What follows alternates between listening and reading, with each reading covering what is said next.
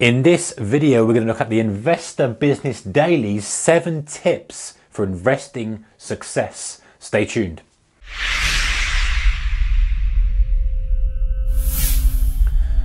Hey traders, very warm welcome to you all, traders and investors, warm welcome to you. Okay, so Investor Business Daily does a lot of studies on what works, what doesn't work, should I say. Here are 7 tips for success when investing in the stock market. Let's have a look at them and let's see what we think. Right, number 1, buy high, sell higher. This is a common thing actually that I think is a lot different from the trading world to the investing world. Investors are very happy to buy high because buying high means the stock is loved. It means generally that the earnings are growing, the company is growing, the company is improving, it's expanding. They've got a good potential to be improving over a lot of time cycles, 3, 4, 5, 10 years ahead. And so investors look to buy that. So from an investment perspective, buying high, selling higher is buying a company that has good potential for earnings growth. So from a chart perspective or technical perspective, that's exactly what it looks like on a chart. It's high, but it's growing. So the potential for it to go higher is great. Unlike trading, where you might flip it on its head and say, well, I don't want to chase something that's high because I'm looking for a short-term gain, and that might result, because it being high, it might be that it's too high and stretched and it might come back. So from an investing perspective, makes good, perfect sense. From a trading perspective, okay, but under the right conditions. This is, by the way, this is just for investing, so we have to look at it from that perspective only. Right, number 2, don't buy stocks under $15. Their reasoning is that they're under $15 for a reason, because they're bad stocks.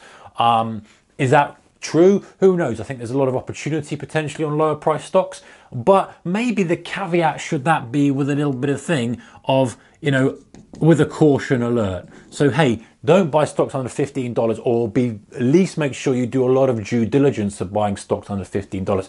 And let's not forget, this strategy is all about investing for stocks that are growing. It's not really about finding stocks that have got a turning point or value or this, that, the other. This is just a broad approach they've looked at. So they're saying, listen, a good rule is just to say don't buy stocks under $15, because generally you would expect that those stocks aren't growing in earnings, they aren't expanding companies, they aren't good companies. Yes, there's a potential for them to turn around. And of course, if you're looking for the bigger gains, you're going to look for the ones that are really, really unloved, but potentially have the opportunity to turn business around, because they're the ones that go from kind of 10 to 50 very, very quickly. But if you're looking for the steady returns that a lot of investors are looking for, you're going to look for stocks that are way above $15, that are already high, that are going to plod on even further and grow the business and going to make money with them. All right, number 3. Buying stocks near to 52-week highs. Again, similar theme here, strength. Buying strength, buying into strength. 52-week highs indicates strength, indicates a good business, indicates a lot of good things from a technical perspective. Yes, the caveat with that is it could indicate that a lot of people have piled in, and are there going to be any more buyers? So my extra add to this, purely looking at it from a trader's perspective, which I can't help myself from doing, would be, you know, how has it got to the 52-week highs? If it's accelerated up very, very quickly, I'd be very cautious of it. If it's chugging very nicely, oscillating back and forth and plodding along, it's probably a great trade or great investment to have from an investor's perspective. Okay, number 4, buying into strength. So again, same sort of theme is, listen, wait until everyone thinks that it's a good stock to own. It's got a good potential. It's going to be there for the long time. Don't try and be clever and buy into weakness. For this specific example, just buy into strength, look to hold it for the longer term and get the yield out of it that you want. Okay, number 5. Actually, they've put the first thing in for short here. Short after a stock has gone down a lot. So we've got a recurring theme of wait until it's proven before hitting it. Now, I've got a little bit of an issue with this one. I was a bit cautious about these ones, but I say I put my trader's head on this, and this is a lot of investing advice. So I will yield to their advice on this one. But from a personal perspective, I'm cautious about shorting a stock that has gone down a lot, because generally speaking, if it's gone down a lot, it will have a high short float as well. If it's a dead stock and it's come down a lot, I will be careful, and these short covering rallies can be pretty brutal. However, broadly speaking, That makes sense because it's a broken stock. The company is no longer expanding. The company is in trouble. There's fundamentally an issue with the company. There's a couple of reasons why shorts generally work. One is it's overvalued and you're shorting the kind of extreme for a comeback to the mean. And that doesn't really apply to that. They've not mentioned that there. They're saying wait for that. The other one, which is what they're talking about here, is that the stock is broken effectively. The company is struggling, losing money. Perhaps the industry may die off. And so there's that. So we're looking for, an evaluation extension below, and that's what they're suggesting here, going short after it's gone down a lot. So it's basically in a real state and there's no indication of a turnaround is their advice of what to do with a short there. Okay, number 6. Buy and hold over the long term is dangerous. That's interesting.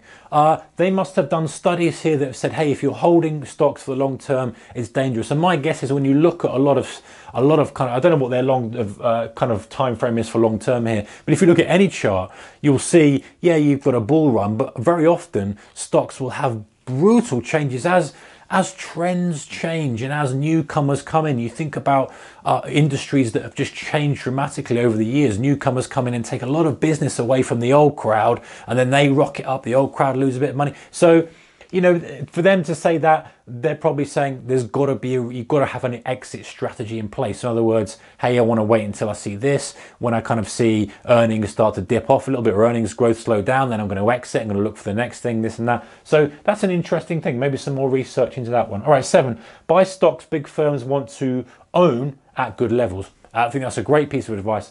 All the hedge funds love stocks. There's hedge fund darlings out there that they want to own, they want to have in their portfolio. It means that when money's flowing in, they're adding more of it. They've got no reason to cover it. It's basically their favorite stuff. It's the first in and last out. So anytime they want to trim stuff, even in a bit of a dip, they're the stock that stays there. They're the first stock they buy. If you can find those and you can buy those at good levels, you've got the wind behind you, the crowd behind you. With one caution, of course, is that if trouble starts to hit the market and hedge funds really start to pare stuff down, you know that if everyone's piling out the same door, then maybe that buying pressure won't be there anymore. But as long as you're cautious of that and you're trading in the bull market, you're buying high, you're kind of buying into strength, and you're looking for the quality stocks that the big guys want to have in their portfolio. And there's a reason for that, because they're quality stocks. They're stocks that they believe are going to grow. They're not too risky. They're kind of steady earners. They're good for investment purposes. Well, if you pick those out and you find the good levels, perhaps from a technical basis, waiting for some sort of pullback over a weekly, or whatever it may be, may not be any reason for it. It may just be the natural oscillations of the price. If you can pick those up, they reckon they're a good kind of thing to put in your portfolio. It makes perfect sense to me. All right, guys, there's 7 tips from Investor Business Daily. Take care. See you in the next one. Goodbye.